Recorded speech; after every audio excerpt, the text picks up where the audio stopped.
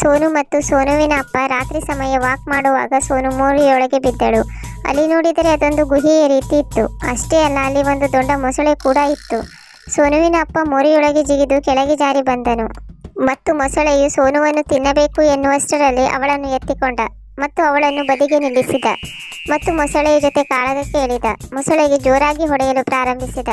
ಸೋನು ಒಂದು ಬದಿಯಲ್ಲಿ ಕುಳಿತು ಅಳುತ್ತಿದ್ದಳು. ಅಷ್ಟರಲ್ಲಿ ರಕ್ಷಣಾ ಪಡೆಗೆ ವಿಷಯ ತಿಳಿದು ತಕ್ಷಣ ಸ್ಥಳಕ್ಕೆ ಧಾವಿಸಿದರು.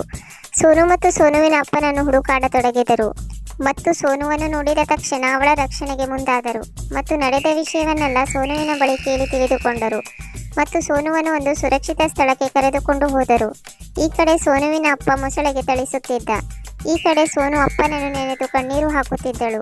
ಅಷ್ಟರಲ್ಲೇ ಅಪ್ಪ ಮೊಸಳೆಯ ಬಾಯಿಂದ ಪಾರಾಗಿ ಬಂದಿರುವುದನ್ನು ನೋಡಿ ಖುಷಿಯಿಂದ ಜಿಗಿಯುತ್ತಾ ಅಪ್ಪನ ಬಳಿ ಓಡಿ ಬಂದಳು ಮತ್ತು ಅಪ್ಪನನ್ನು ಗಟ್ಟಿಯಾಗಿ ತಬ್ಬಿಕೊಂಡಳು. ಫ್ರೆಂಡ್ಸ್, ಸಬ್ಸ್ಕ್ರೈಬ್ ಮಾಡಿ ಮತ್ತು ಒಂದು ಲೈಕ್ ಕೊಡಿ.